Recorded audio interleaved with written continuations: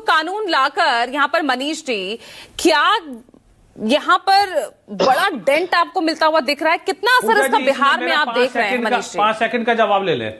1 minute रुक जाइए ना, आपके सहयोगी के पास ही जा रही हूँ, रुक जाइए मनीष जी।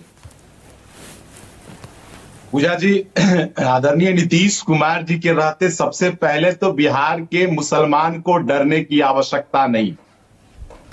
हमारे सामने जो विपक्ष के लोग हैं, चाहे बिहार में राष्ट्रीय जनता दल के हों या देश स्तर पे कांग्रेस, वो बिहार के मुसलमानों या देश के मुसलमानों के बीच ये भ्रांतियां फैला रहे हैं कि वक्फ की जमीन को सरकार हड़प लेगी, उनसे छीन लेगी।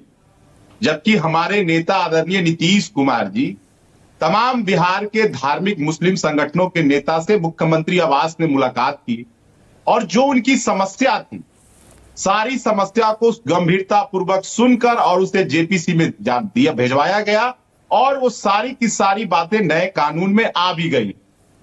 कहीं उसमें चर्चा नहीं है जो पूर्व में धार्मिक संस्थान बने हुए मंदिर, मस्जिद है, ईदगाह है, खानकाह है, कब्रिस्तान है, जो पहले से बना हुआ है, उस पर यह कानून लागू नहीं होगा। लेकिन मनीष जी, सवाल यही है ना, अपने मुस्लिम नेताओं को तो आप समझा नहीं पा रहे हैं, पत्रकारों के सवालों का जवाब देते उनसे बनता नहीं है, प्रेस कॉन्फ्रेंस छोड़ के चले जाते हैं।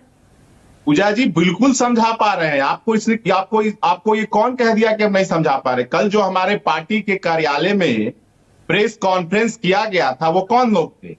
हमारे पार्टी के मुस्लिम नेता ही थे ना, और वरिष्ठ मुस्लिम नेता थे।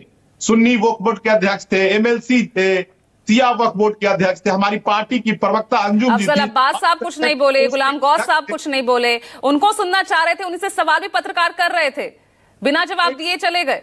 पूजा जी लोकतंत्र में सबका अधिकार है अपनी बातें रखने का, लेकिन लोकतंत्र बहुमत से चलता है और हमारी पार्टी यही तो लोकतांत्रिक व्यवस्था है कि भाई पार्टी में 1000 लोग हैं तो सबको अधिकार है अपनी बात रखने का। यानी जो सवाल उठाए उसे चुप करा दो और बाकी जो सहमत थे वो तो उसके पक्ष में जवाब दे ही रहे थे। मनीष जी, पूजा जी, ये राष्ट्रीय जनता दल और कांग्रेस नहीं है कि जो तेजस्वी जी कह दिए वही भगवान हो गए, सत्य हो गए। वो तो कह रहे हैं कि हमारी सरकार आते ही हम कूड़ेदान में फेंक देंगे, नहीं लागू होने देंगे हम ये कानून।